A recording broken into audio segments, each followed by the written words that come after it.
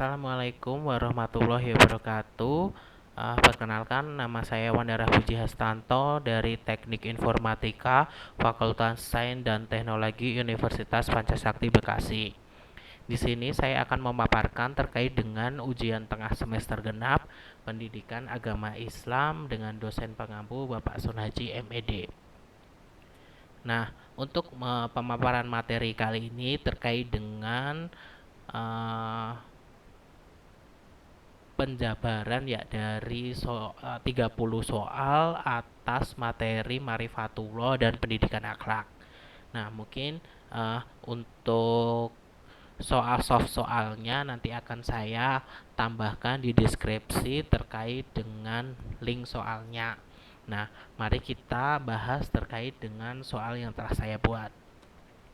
Baik, di sini untuk yang pertama terkait dengan pengertian makrifat, yaitu adalah bila seorang hamba Allah Subhanahu wa taala sudah mencapai makrifat, maka pikiran-pikirannya akan menjadi sarana ilham sehingga memunculkan kearifan dan kebijaksanaan yang tinggi serta dikaruniai hikmah yang luas yang menyebabkan seorang tersebut penuh dengan hati yang tentram.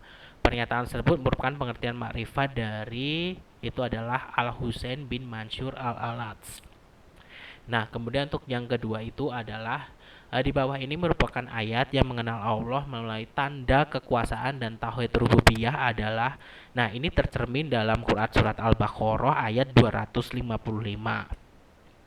Dan kemudian untuk yang ketiga terkait dengan Quran surat Ar-Rum ayat 20 sampai 24 itu merupakan ayat mengenal Allah melalui tanda kekuasaan dan ciptaannya. Nah, kemudian terkait dengan pengenalan Allah melalui hati, mata dan telinga itu tercermin dalam surat Quran surat Al-A'raf ayat 179.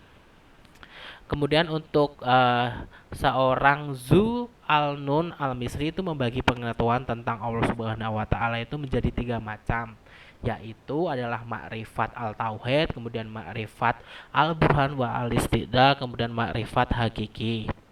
Nah, untuk yang keenam ini adalah apa sih arti makrifat al-tauhid? Nah, itu adalah sama dengan makrifat awam ya. Nah, kemudian merupakan makrifatnya mutakalimin dan filsuf itu merupakan metode akal budi itu disebut apa? Nah, itulah disebut makrifat al-burhan wa al-istiqlal. Nah, kemudian dari golongan yang memiliki ketajaman intelektual, keluasan ilmu sehingga akan meneliti, memeriksa, membandingkan dengan segenap kekuatan akalnya yang mereka miliki itu merupakan penerapan makrifat al-burhan wa al-istidlal. Kemudian apa sih nama lain dari makrifat hakiki? Itu adalah khawas al-khawas. Nah, makrifat hakiki itu adalah makrifat tentang Allah Subhanahu wa taala melalui sifat dan keesaannya. Jadi, pengenalan tentang Allah Subhanahu wa taala melalui sifat dan keesaannya. Kemudian apa sih fungsi dari marifatullah? Yaitu adalah menaikkan keimanan dan ketakwaannya. Kemudian adalah Quran surat berapa sih Allah menjanjikan akan adanya al-khalifah di muka bumi ini? Adanya seorang pemimpin di muka bumi ini tercermin dalam Quran surat 24 ayat 55. Kemudian di bawah ini termasuk 5 periode dalam perjalanan Rasulullah hingga hari kiamat itu kecuali apa? Jadi untuk 5 periode ada periode kenabian, khalifahan, mulkan adzan, mulkan jabarian, dan berarti yang kecuali adalah periode keabadian. Dan apa yang dimaksud dengan tamkinuddin? Tamkinuddin itu adalah diteguhkannya agama Islam di muka bumi ini. Nah, Quran surat berapa sih yang mencerminkan tamkinuddin? Itu tercermin dalam surat 9 ayat 33, surat 61 ayat 9, kemudian surat 48 ayat 28. Bahwa Allah Subhanahu wa taala akan mengkondisikan orang-orang yang beriman rasa aman dan tentram setelah sebelumnya mereka selalu ditimpa keresahan dan ketakutan. Itu merupakan pengertian dari apa? Itulah pengertian dari al-amnu. Kemudian Allah bersungguh-sungguh akan menggantikan ketakutan mereka dengan keamanan merupakan arti dari Quran surat An-Nur ayat 55. Nah, apa sih arti dari al-hayatun thayyibah? Itu adalah kehidupan yang baik. Dan apakah arti dari al-barokat? Itu adalah keberkahan yang melimpah. Dan Quran surat berapa sih yang mencerminkan al-jannah atau surga?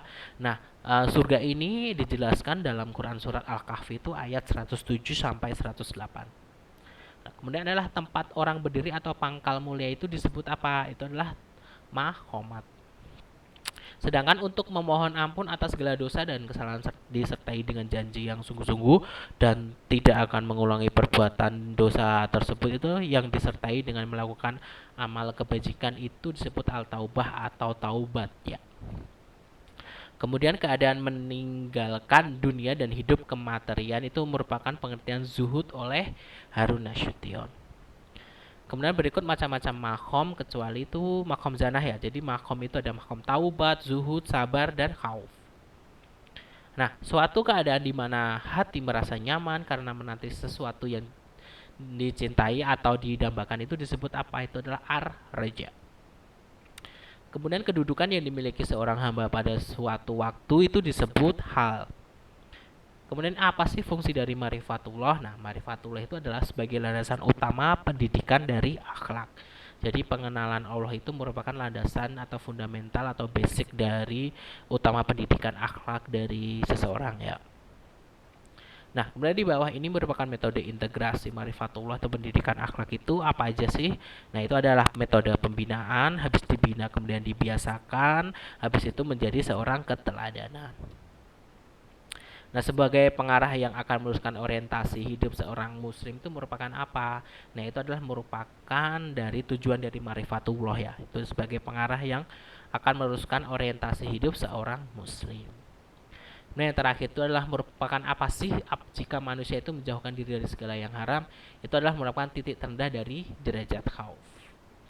Oke, baik, terima kasih. Itu adalah pemaparan dari soal saya terkait dengan ujian tengah semester genap Pendidikan Agama Islam. Saya Wandara Pujiastanto dari Teknik Informatika Fakultas Sains dan Teknologi Universitas Pancasakti Bekasi.